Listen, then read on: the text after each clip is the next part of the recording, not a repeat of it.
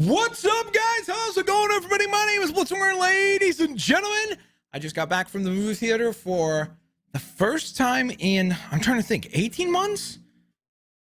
Maybe even 2 years. Holy moly, that is really, really weird to say. But regardless, I went ahead and watched the newest entry in the DC Comics universe, or the DC Extended Universe, whatever you want to go on ahead and call it, the DC Cinematic Extended Universe. There's a multitude of different acronyms that you could use, but I'm of course talking about the newest James Gunn film, and that is The Suicide Squad. Now, The Suicide Squad is pretty much very indirect, I guess, maybe relaunch slash sequel to the previous one, because we do see some characters and some of their personality traits and character traits translate from the last one, the one that was directed by David Ayer, and now we see James Gunn's take on these characters, or at least some of these characters. I thought, first of all, I guess the first thing I want to mention, I don't think I've ever seen a movie that feels more like it earned its R rating than this film. It is insane. The nudity, swearing, violence, goriness, it is just bananas. It is very, very, very R-rated for sure, and really leans into that. However, I still felt like it was a very, at times, very funny and fun film, and they were able to balance and not make it feel gross or overly distasteful, in terms of like where it felt like a 80s horror movie in a similar way, where if you watch like Friday the 13th or something like that, and it has its gory scenes, but it's not like overwhelming to the point where like you can't watch it or something like that. So I think that James Gunn struck a great balance of making it an R rating and really earning that R rating, but at the same time, like the group of people that we went to watch it with, I personally thought that some of them would be like really grossed out by it, but they said that the music and the lighthearted tone in some of the moments kept them enjoying the movie, even though it was quite gory at times and quite violent in times. So that was a very, very interesting line and balance for James Gunn to straddle down and not make the movie become very niche, where only a certain group of people will be able to go on ahead and watch it. And I think that that was a really, really masterful thing to be able to pull off here. I also really, really loved, okay, I gotta be careful here because I don't want to spoil anything. I really loved the way that he made you care about the characters that you go on this adventure with. I'm not going to go into more details than that. Of course, you know, the concept of the Suicide Squad is basically they're a task force team that works with the U.S. government, and they are criminals who have been sentenced to either life or criminals that are going to be in jail for a very long time. But there's a task force that is led by Amanda Waller, who is returning as Viola Davis, returning as Amanda Waller. Again, did an excellent job of playing this very, like, government bureaucrat, great villain, just does an excellent job with that role. But she basically puts together these teams where she gives these criminals chances to do missions that are pretty much titled as suicide missions, where they know going into the mission that most of them are not going to make it back, but if they do, they get to go on ahead and get some time off their sentence. So it's kind of a nice trade-off. And if they are not motivated by that, then she finds other ways to make sure that they are motivated to participate in her missions. Aside from that, obviously, just because it's called the Suicide Squad, you can understand that there's some characters that don't make it. But I think that the overall adventure that you go on with the cast of characters that is there, I think is executed really well. I really liked that James Gunn was able to capitalize on some of the elements that were good actually about the last Suicide Squad, or at least the elements that were good in the sense of like who they cast. He proved that it was the right casting for some of these performances. Like, I think this is the best Harley Quinn has ever been. I think that like Margot Robbie's interpretation for Harley in this movie is better than Birds of Prey, better than the Suicide Squad movie. I just think she knocks it out of the park here. I think this is the best one so far. And who knows? Hopefully we'll see her go on ahead and come back down the line. And again, maybe they do another solo Harley movie, whatever it might be. I thought she was really, really good in this movie. Aside from that, the biggest standout in my favorite character besides Harley was probably either Bloodsport or King Shark for two different reasons. I think Bloodsport is a more interesting character. Like, I actually thought that he was really well played by Idris Elba, etc. But King Shark was just such a lovable character. Like, King Shark, to me, is the equivalent of, if you liked Groot in the Guardians movies, I think you're going to like King Shark. He's basically an R-rated King Shark, and an R-rated Groot. But I also, in general, feel like this movie does really feel like, what if the Guardians of the Galaxy was R-rated instead of PG-13? It probably would be a little bit more similar to what we see here. I thought that tonally, it's definitely a James Gunn movie in terms of comedy, in terms of the use of music in very clever ways to either add levity in moments that are very dark, or go on ahead and add a little bit of weight to moments that might be a little bit more lighthearted or something. But he is able to utilize music very, very effectively, and the score very effectively. The one thing that I was very surprised by in this movie is the editing and the cinematography. It felt very Edgar Wright in the sense of a lot. I don't want to, again, I don't want to spoil anything, but visually, it felt to me like almost it was inspired by Edgar Wright. Like, I tweeted this. I said that it feels like it's co-directed by Edgar Wright. Just tonally, it has a lot of the mannerisms and a lot of the ways that Edgar Wright does a lot of really clever edits and things like that, and transitions from scene to scene and jump cuts and all that stuff.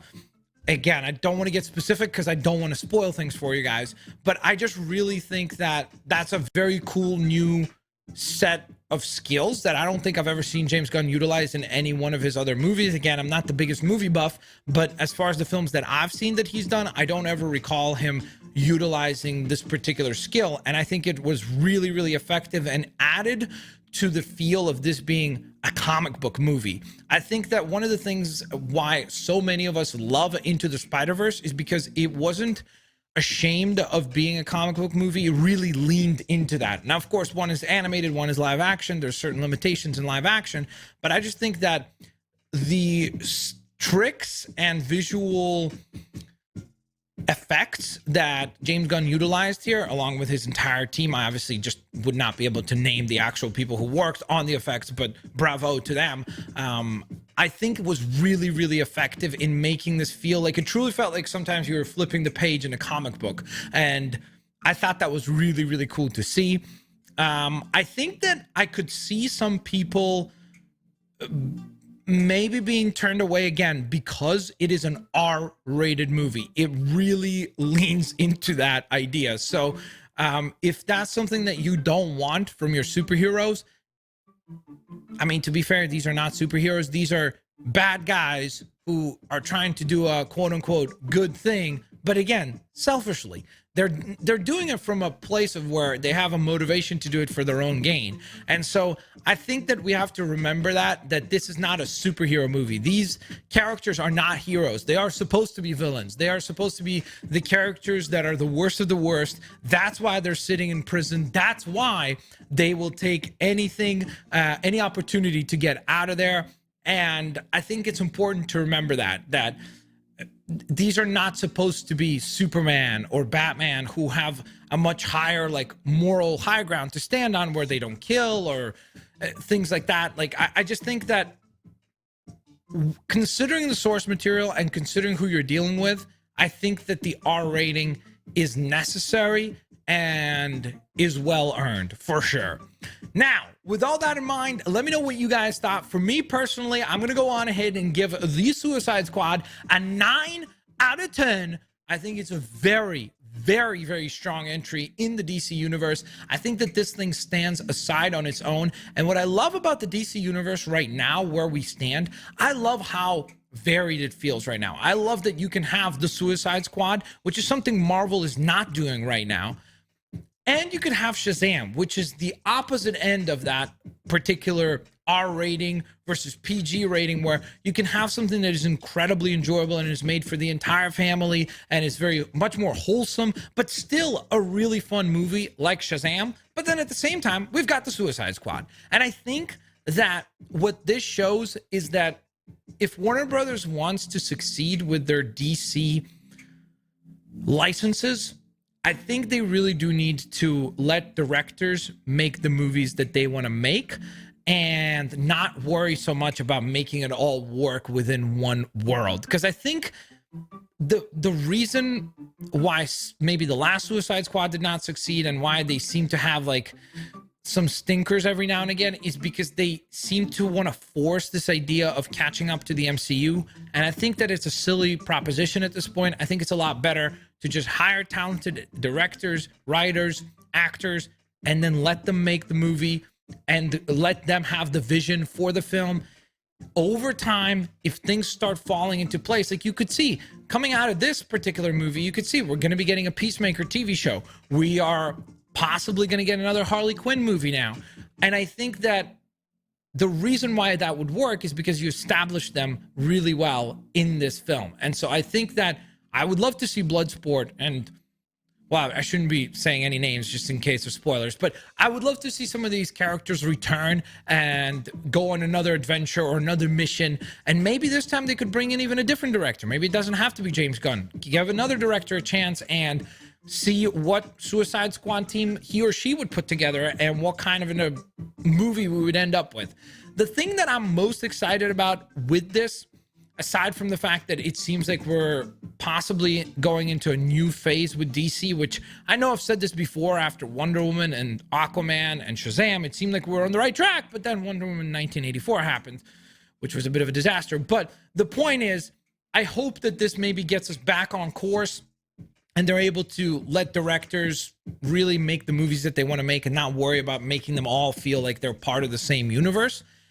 But the other thing I really like is that this movie, for the most part, doesn't have anything to do with Batman, Superman, or Wonder Woman. One of the things that drives me crazy is the fact that DC has just as interesting, if not more. If you ask DC fanboys, I'm sure they'll tell you that it's much more interesting. The library of characters that DC has is just as vast as Marvel's, and it just feels sort of sad that most of the time all we get as far as movies and all we get as far as big projects is usually Batman, Superman, and sometimes Wonder Woman. And I would just love to see more of the cast of characters that they have available to them get to be showcased. You can see King Shark is going to become a household name.